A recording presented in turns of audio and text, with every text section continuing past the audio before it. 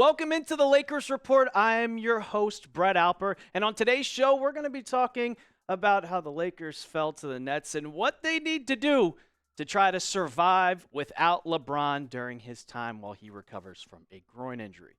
There's a lot of things that they need to do, but before we get into today's video, I'm going to need you guys to hit that big red sub button. Subscribe to the channel. We're almost at 55,000 subscribers, so come on. Come on! Subscribe to the channel, youtube.com/@LakersTV, and you can help us get to that 55,000 mark. All right, let's get into it. So, against the Celtics, LeBron suffered an injury. Shams Charania tweeted out, the Los Angeles Lakers star LeBron James is expected to miss 1 to 2 weeks with a groin strain.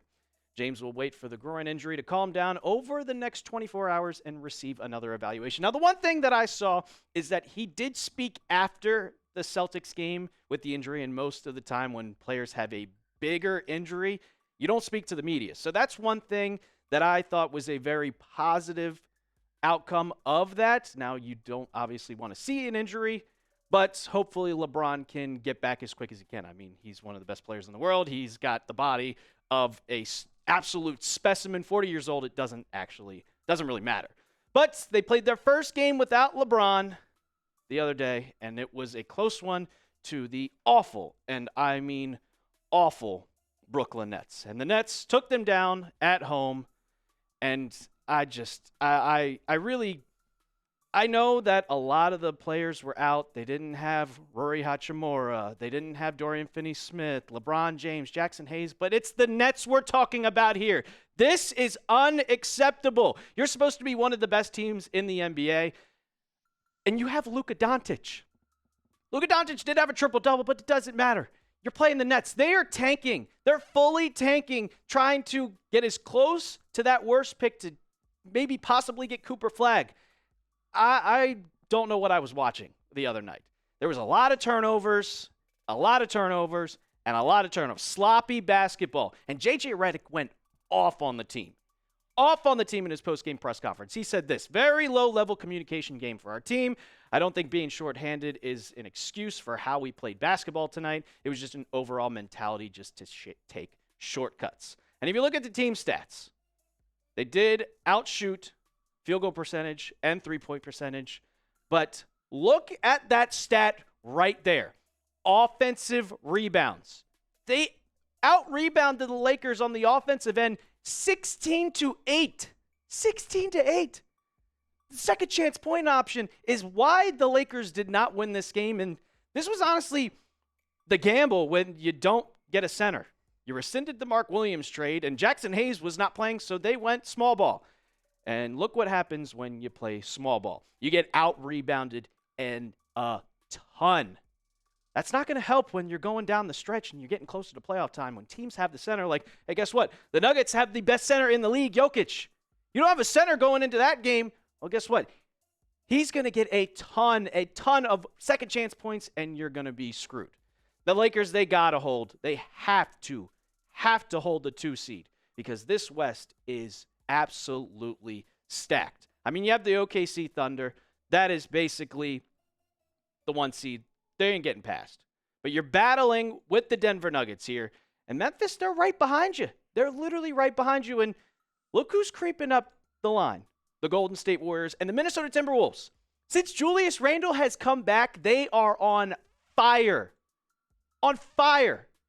This West is going to be very, very tough. So this is not going to get any easier. Later in the show, we're going to go over the next 6 games for the Lakers, and they are extremely, and I mean extremely tough. You have back-to-back after back-to-back after back-to-back. It's not going to get any easier for this team, and they have to survive without LeBron. So let me hear from you guys in the comments. Are you confident in the Lakers without LeBron? Type Y for yes. Type N for no. This team is great. Austin Reeves is great. Luka Doncic is great. So this team they need LeBron, don't get me wrong. But they have the assets to still survive without him. So coming up, we're going to tell you just how the Lakers are going to survive without LeBron. But before that, we got to tell you about our sponsor of today's video, Prize Picks. Today's video is sponsored by Prize Picks. Prize Picks is the best place to get real money sports action. With over 10 million members and billions of dollars in awarded winnings, Prize Picks has made daily fantasy sports accessible to all. You just pick more or less on at least 2 players for a shot up to 1,000 times your cash. Run your game all season long on Prize Picks.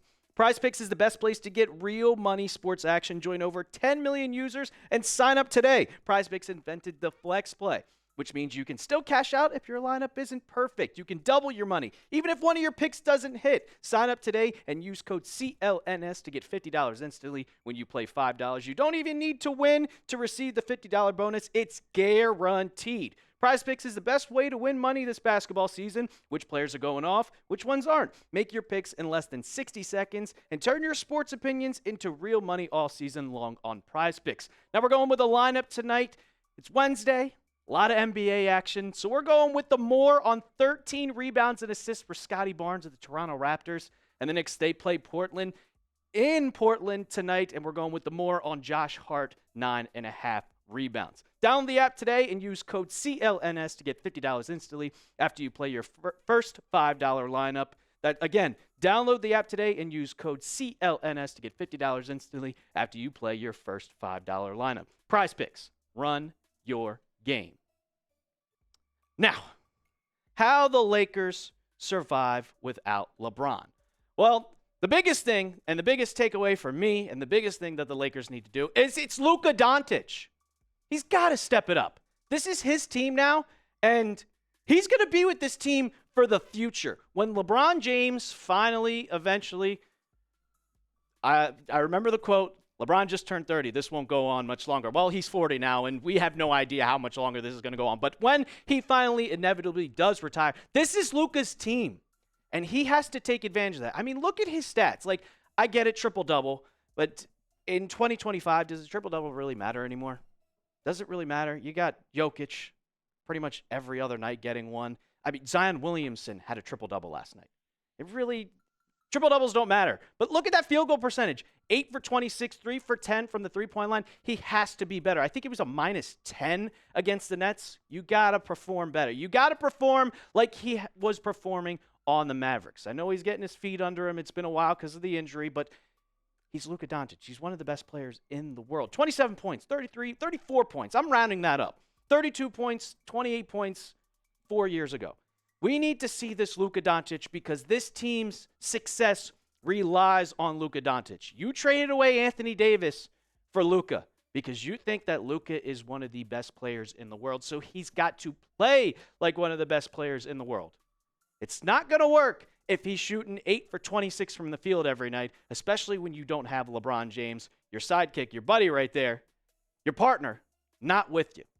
Now, the second thing the Lakers were going to have to do is they got to keep shooting well from three. It's 2025. The three-point is extremely important. And I came across this article on ESPN, and it was talking about, this came out just end of February, beginning of March, and it was talking about the Lakers' three-point shooting, and it's actually better with LeBron off the court. You can see Rui Hachimura. 52% with LeBron off the court. Austin Reeves gets better. Dalton Knecht, Gabe Vincent, they all increased their three-point percentage. And if you look at the three-point rankings, with LeBron on the court, they're 25th in the NBA. And with LeBron off the court, they jump all the way to third. So now with LeBron out of the lineup for the foreseeable future, whether that's a week, 2 weeks, however long may be, you have to take advantage of that, and you have to start shooting as many threes as you possibly can. JJ Redick, get on this team and have them shoot. Because if the three ball goes in, you're not going to lose to a team that makes 15 to 20 threes a game. I want this Lakers team to start shooting the ball. Austin Reeves, Luka, start taking threes. When Hachimura comes back, Dorian Finney-Smith, 3-and-D player, shoot the basketball. Shoot the basketball. Now for the Lakers' next 6 games, this is just absurd. You have March 13th, 14th, back-to-back. You play Milwaukee and you play Denver. 2 great teams. Then you have a 1-day break. You have 1-day break to get all the way back home to LA. Then March 16th and 17th, you play a back-to-back against Phoenix and San Antonio. And then you get 1-day break. And then you're back at it again against Denver and Milwaukee. That is, if I have the math correctly, that's 6 games in like 8 days. That's absurd. Adam Silver, what are we doing? I know the schedule got mixed up because of the wildfires, but come on, man. 6 games in 8 days? What are we doing here? They need a break. The NBA tried to get back-to-backs below it, but come on. Come on. You got to give this team more of a break. Now, LeBron gets that break. He doesn't have to work up his body. He gets to rest and get ready for that playoff push. So let me hear it from you guys in the comments. Predict the Lakers' record the next 6 games. I'm going to go with 3. I'm going to go 3-3. I think you beat Denver and Milwaukee at home. You're obviously going to beat Phoenix, but you're probably not going to beat Denver on the road without LeBron. And once LeBron comes back, I still believe, I really do believe that this team could make the NBA Finals. I've said it before. I've said it all over the Chat Sports studios. Said it to my friends. I do not think the Oklahoma City Thunder are for real.